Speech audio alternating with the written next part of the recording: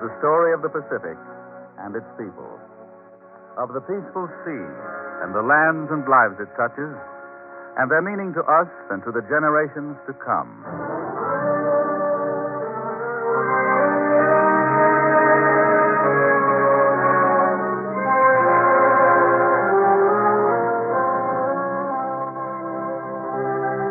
The Pacific Story, presented by the National Broadcasting Company as a public service and dedicated to a fuller understanding of the vast Pacific Basin. This broadcast series comes to you as another feature of the NBC Inter-American University of the Air, with the drama of the sowing of the seeds that ripened into the war in the Pacific.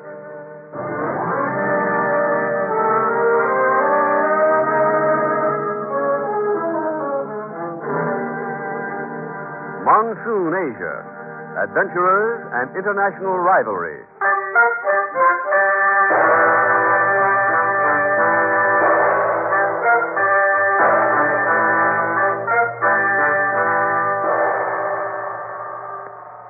For 1,000 years and more, men have been fighting for the riches of Monsoon, Asia. Of Burma, Thailand, Indochina, Malaya, the East Indies, the Philippines. From the north came wave after wave of Mongoloids. From the west came Indians and Arabs. From the region that is now Yunnan province in South China came the Malays. Race fought against race, clan against clan.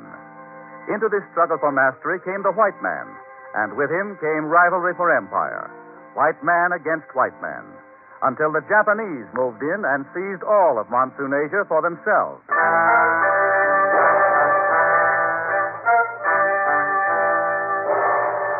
First of the Europeans were the Portuguese. Next came the Dutch. We have to act quickly to Hootman. Yeah. We have only been here in the Moluccas for 5 years, and already we have to defend our trade. What does this new British trading company call itself, Fantasy? It is called the British East India Company. British East India Company. They must be after the spice trade of the Moluccas. More than that. When we made our first voyage out here to the Indies in 1595, only the Portuguese were here. But the British have been watching this trade for many years. They took no interest in it. No active interest until we came out here. Their interest probably has been greater than we had supposed. They know of our flourishing trading bases here. We can expect to see British merchantmen any time. This means that we will have not only the Portuguese and the Spanish against us, but also the British. Yeah. It's the spice trade they are after. We must hold onto our bases here at all costs. If we do not, we shall be driven from the Indies. Yeah. This British trading company, it is a private enterprise? Yeah, and a very strong one. Then we must organize a stronger one, Vandersay. Stronger? We must organize a trading company under the auspices of the government of the Netherlands. We must have the government behind us. Then we shall be at the mercy of politicians. But with the government, we shall be stronger than the British company. With our private capital, we cannot compete against the British. But with the government behind us, we shall be strong enough to... In 1602, 2 years after the organization of the British East India Company, the Dutch organized the Netherlands East India Company. And then was begun the race for supremacy. English merchantmen hove up over the horizon. Now the scramble was between the Portuguese, the Spanish, the Dutch, and the British. What is most important to you, de Hootman, and of course to us, is that the Spanish and the Portuguese virtually have a monopoly over the spice trade in the Moluccas. We have bases in the Moluccas. But the trade is controlled by the Spanish and the Portuguese just the same. What do British propose? Well, cooperation on some sort of basis. Against the Spanish and the Portuguese? We are individual companies. Our British East India Company and your Netherlands East India Company. We, as individual companies, cannot hope to prevail against the combined Spanish and Portuguese. Yeah, it's true. The competition does limit all of us. We propose cooperation between you with the Dutch company and us as the British company. Could such an arrangement Feasible? We could make it feasible. We could work out a plan of cooperation which would, in effect, For practical purposes, rivalry between the British and the Dutch was set aside. Gradually, the Dutch won out against the Portuguese and the Spanish in the Spice Islands. Now, the principal adversary was out of the way, and now, once again, the Dutch and the British were rivals. In 1623, at Ambon, But for what the Dutch put you and me in jail? There's no explanation for it, Italgi, except that I'm a British trader and you are my Japanese servant. That's what we do. We've been buying and trading against them, all 10 of us British traders. Too many Dutchmen here. The Dutch have 3 times the English strength in ships. How wrong to keep us in jail? What they do with us? I don't know, Italgi, I don't know. Soldiers coming. See through window? Let me see. Yes. They let us out of jail, maybe? Probably not, Italgi. Let out other Englishmen and servants. Probably not. They arrested all 10 of us for the same reason, whatever that is. Soldiers coming close.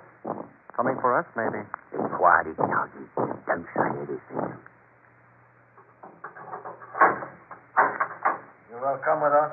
Where are the soldiers going to take us? Just be calm. Say nothing to them.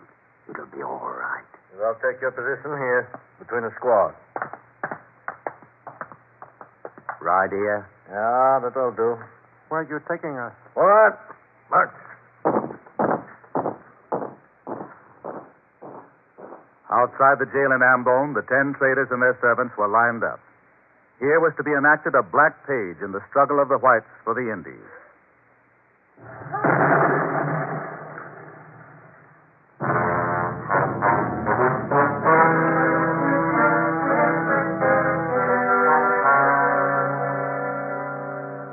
The Dutch were now entrenched in the Indies, and the British gradually withdrew to India proper.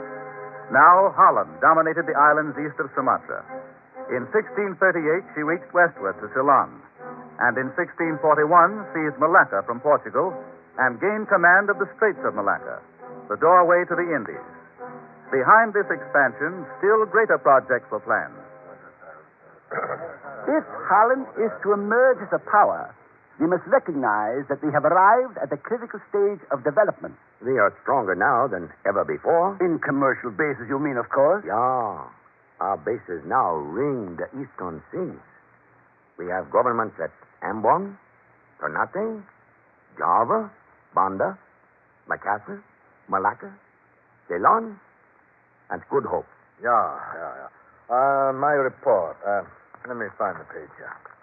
Oh, it says, at the close of last year, 1669, the Netherlands East India Company paid 40% on its capital. The company maintained 150 trading ships, 40 ships of war, and 10,000 soldiers.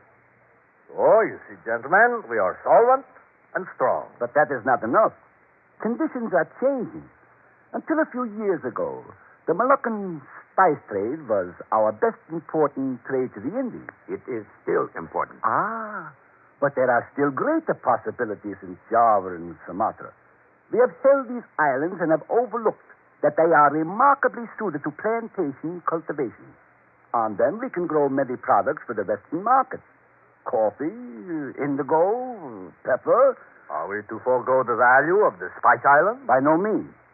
But by comparison with the developments possible on Java and Sumatra, the spice trade will become less and less important. Perhaps that is a possibility. It is my recommendation that we look into the possibilities of plantations on Java and Sumatra. We can hardly realize the extensive... Here was marked the start of the large-scale cultivation of tea, rubber, sugar, palm oil, and quinine. The fabulous wealth of the Indies was increased still more, and the vast island empire stretching across 3,000 miles of sea was securely won by the little kingdom of the Netherlands.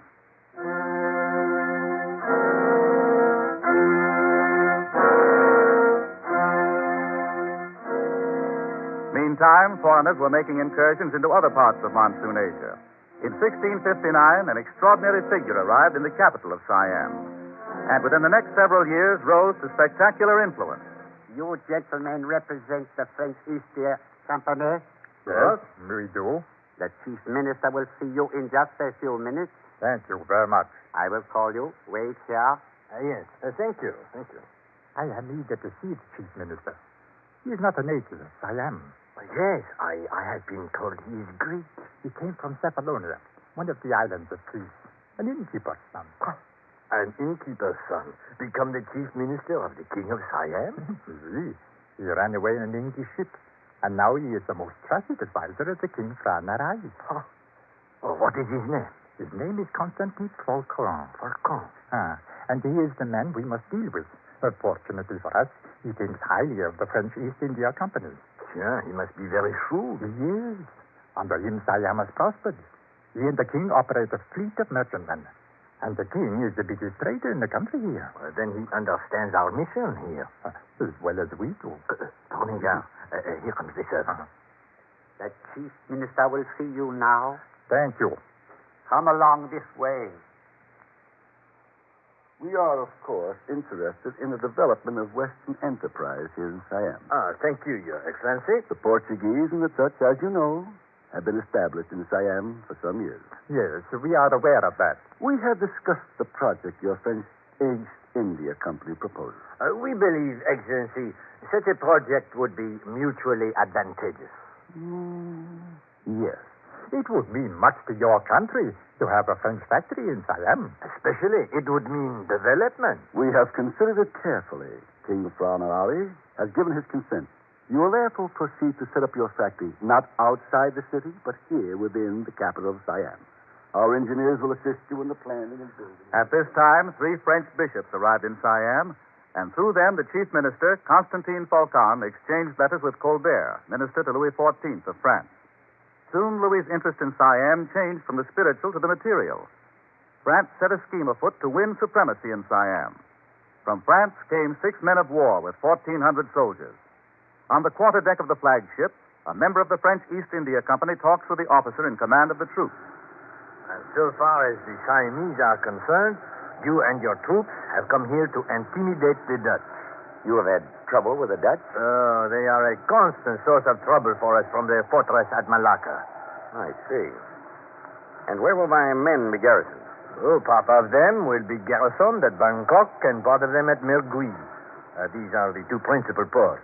Will any of them be garrisoned in the capital city? Perhaps. We may attach some of the troops to the person of King Fra Narai, but not now. I understand. Are the missionaries making progress with the king? So far he has resisted all efforts to convert him. Unexpected resistance? Yes. From the letters to the court in France, we understood the king would accept conversion and a military guard without resistance. The missionaries are continuing. Perhaps they will have better fortune now that you and your troops have arrived. It is useless to wait longer. The king is virtually a prisoner of the foreigners. The king is still resisting the efforts of the missionaries. But he is only a figurehead for Constantine Falcon. The chief minister is opposed to all of us of the royal court. Both Falcon and the king have disregarded our objections to the foreigners, and now our 2 ports are held by the soldiers of the French. Yes, and soldiers guard the king every moment of his life. We cannot permit the French soldiers to stop us. The king must go, Falcon must go, and the soldiers must go. Else we shall lose ourselves to the foreigners. I will account for the king. I will account for Constantine Falcon. I will lead our army and drive the foreigner from our land. While the king resisted the missionaries and the chief minister disregarded the high officers of the court, the conspiracy was worked out. And suddenly it struck.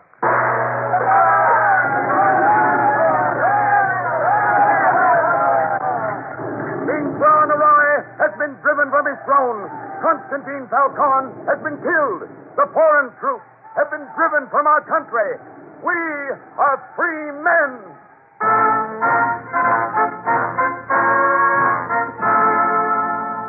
Siam had saved itself from domination. In the years to come, it was to be the scene of many more struggles.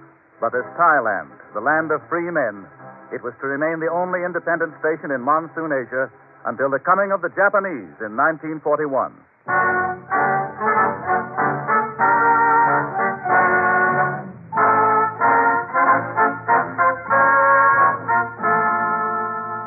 The British had withdrawn to the west, to India. in the face of the decisive measures of the Dutch. But they had not forgotten the Indies, nor had they forgotten the execution of the 10 British traders and their servants at Ambon. They returned and took Malacca from the Dutch. But nearly 2 centuries were to pass before a vigorous and determined British leader was to appear. Then, at Malacca, appeared Stamford Raffles. We checked these goods we brought from India before the arrival of Lord Minto. You brought a great deal of goods. Oh, yes, we shall have need of them all. Shall we start with this box, Mr. Merlin? Oh, might as well. This is a box of satin cloth. Satin cloth, yes. Oh, that is of great value. A box of woolen cloth. Extraordinary weave, that woolen cloth. Very soft texture. Yes, what's next, Abdullah? Here is writing paper with printed flowers of gold and silver. Oh, that is for writing letters to the Malay princes. And this box. What is in this box, Mr. Merlin? Is very heavy. Oh, that box. Why, It is so heavy I can hardly move it. Yes, it contains guns and pistols. We brought all these things, of course, merely as gifts. We shall have no use for them ourselves. Raffles stayed at the Banda Ilyar quarter of Malacca on the plantation of Baba Chang Lang, the Capitan China. When he was settled and the gifts he had brought were checked, then he met with Lord Minto. You are of opinion, Lord Minto, that the people of these islands are unable to govern themselves? Quite. The Dutch have exploited the people and have encouraged the Chinese traders who send all the money they make back to China. What of the Arabs? They are a different sort of menace, Raffles. Under the mask of religion, they prey on the unsuspecting people. That must be stopped. It is my opinion that the peoples would gladly ally themselves with so powerful a nation as Britain. Then they would be secured from civil commotion. Yes, and we would not deprive them of all their natural advantages. That is what the Dutch have done. It is not only the Dutch. You, Lord Minto, will also have to check the inroads of the Americans. They are adventurers, and they are enriching themselves without any consideration of the people.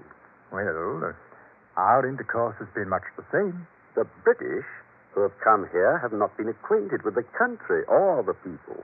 They've been more remarkable for their boldness than for, shall we say, their principle. Oh, but that's all past. And that need form no rule for the future. These Malay states can benefit more from Britain than they can from one another. Is the expedition ready? It will be ready to sail from India in March. Is it completely fitted out? There will be 4,000 European infantry with a suitable proportion of artillery. There will be 4,000 Bengal infantry with about 300 cavalry. That should be adequate. Britain must acquire the states of the Malay Peninsula, Borneo, Sumatra, and Java, the Celebes, Moluccas, New Guinea, and the Papuan Islands.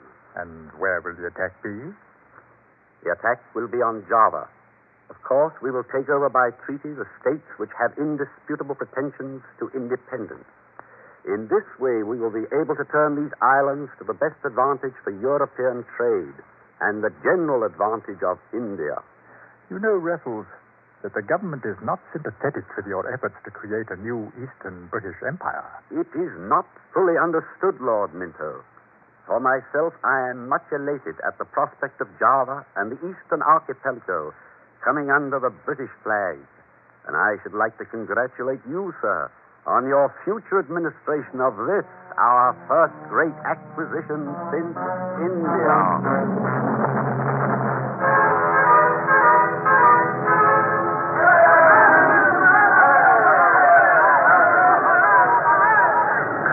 The British have defeated another rebellious sultan. Friendly rulers have been set up in the place of the rebellious ones. The British have destroyed all resistance in the Indies. Raffles has been made Lieutenant Governor of Java with power over the entire Indies.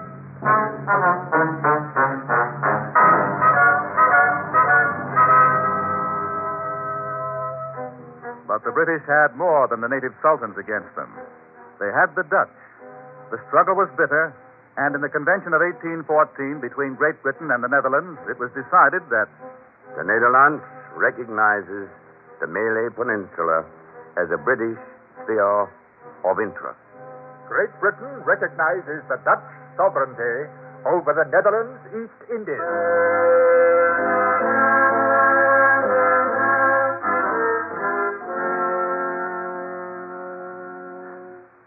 we have surrendered what is destined to become the richest colonial possession in the world. Raffles was heartbroken. As a last gesture, he secured for the British an almost uninhabited island on the site of the ancient city of Singapore. Raffles, above all others, saw its strategic value. The founding of Singapore was to shape the course of British shipping, commerce, industry, and agriculture from the Straits of Malacca to the China Sea. On January 31st, 1819, he wrote to a friend, Dear Marsden, here I am in Singapore. The lines of the old city, the ancient maritime capital of the Malays, are still to be traced, and within its ramparts the Union Jack waves unmolested. Singapore has an excellent harbor and everything that can be desired for a British port. We have command and intercourse with all ships passing through the Straits of Singapore. We are within a week's sail of China, close to Siam, and in the very seat of the Malayan Empire. With determination and zeal, Raffles set about making Singapore a bastion of British strength in the Far East. Forests were cleared, roads were cut, towns were built, laws were framed. A powerful unit of Western civilization was set up, and Raffles wrote to the Duchess of Somerset, My new colony thrives most rapidly. We have not been established 5 months, and it has received an accession of population exceeding 5,000, chiefly Chinese, and their number is daily increasing. You may take my word for it. Singapore is by far the most important station in the East, and as far as naval superiority and commercial interests are concerned, Singapore is of much higher value than whole continents of territory.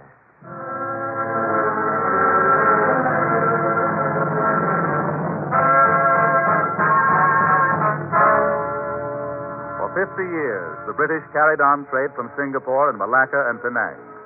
Then Britain extended her hold, extended her commercial interests to political interests. Malaya became a collection of governments under British rule. The Strait Settlement, the Federated Malay States, and the Unfederated States. But with the passing years, internal problems arose.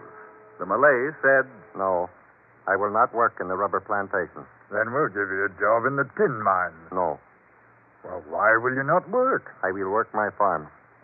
We need you in the rubber plantations or in the tin mines. No, foreign money run plantations and mines.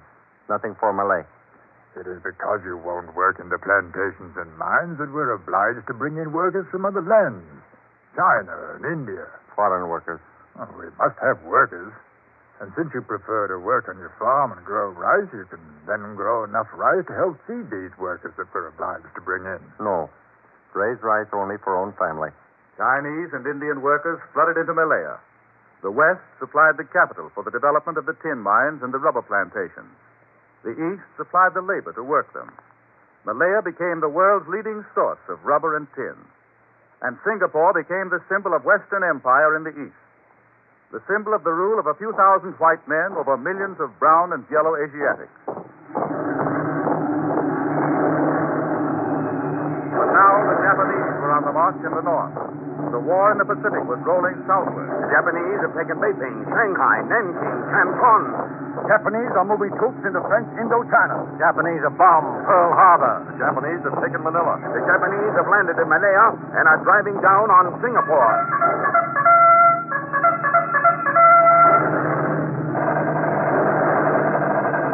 Look at him swarming across the estuary. Hold your fire until they get within range. Our artillery hasn't even slowed them down. All right, then let them have it. Yeah. Here it goes, you! They're advancing right into the teeth of our fire. We're mowing them down like pigeons, and still they keep coming. Or everyone gets on Singapore, we'll drop 10. They're coming in swarms.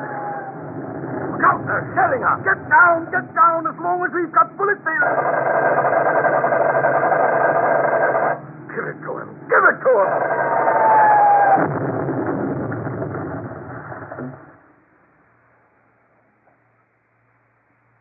General Percival, I want your reprise to be brief and to the point. I will accept only unconditional surrender of Singapore. This is the Japanese commander, General Yamashita. Will you give me until tomorrow morning? Tomorrow? I cannot wait. The Japanese forces will have to attack tonight. I want to hear a decisive answer, and I insist on unconditional surrender. What do you say? Yes. Singapore had fallen. Singapore, the impregnable Gibraltar of the white man's power and prestige in the Far East. Now Indochina was gone, and British Malaya and the Netherland Indies and Burma. Japan had taken all of Monsoon Asia. The white man reeled and retreated, and from faraway London came a hint that the white man had come to realize that another epoch had ended. In the London Economist, the conservative organ of British financial interests, appeared this editorial. There can be no return to the old system once the Japanese have been defeated. The need is for entirely new principles, or rather the consistent application of principles to which lip service has long been paid. For the colonies, Malaya, Indochina, and Netherland Indies, there can be only one goal: the creation of independent nations linked economically, socially, and culturally with the old mother country, but learning to stand firmly upon their own feet.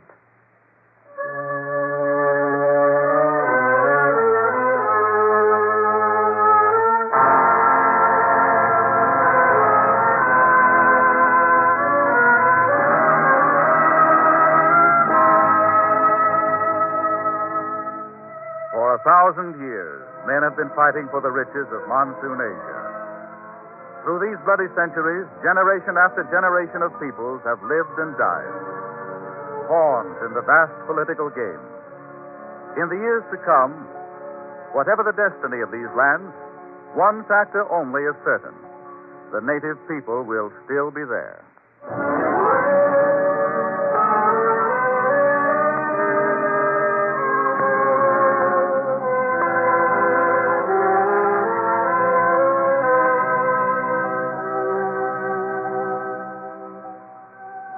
You have just heard the 8th program of the new series, The Pacific Story. Next week at this same time, over most of these stations, the 9th will be broadcast. India, from Clive to Gandhi, with drama of the past and present and commentary by Owen Lattimore, authority on the Pacific and director of the School of International Relations, Johns Hopkins University. You may secure an illuminating handbook of the Pacific Story with background information on each program in this series with suggested further reading. This Pacific Story manual will be sent to you for 25 cents in coin to cover cost of printing and mailing. Address: the University of California Press, Berkeley, California.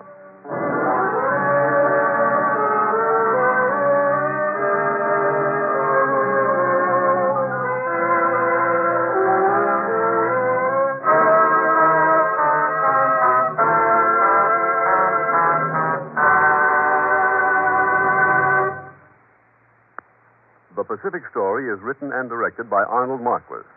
The musical score is composed and conducted by Charles Dant. Your narrator, Gayne Whitman. This program has been presented as a public service and another feature of the Inter-American University of the Air by the National Broadcasting Company and the independent radio stations associated with the NBC network. American radio listeners are the best informed people on earth. They are interested in the history, future, and peoples of those countries which are now the battlefronts of a war for freedom. The National Broadcasting Company and the independent radio stations associated with the network use their entire facilities to keep America informed. New developments in world events, historical background, expert examination of current and future problems are available to the radio audience day and night. NBC is on top of the news. Radio listeners everywhere know that American radio brings them the truest information and the widest choice of programs. This is the American system developed through free enterprise. This is the National Broadcasting Company.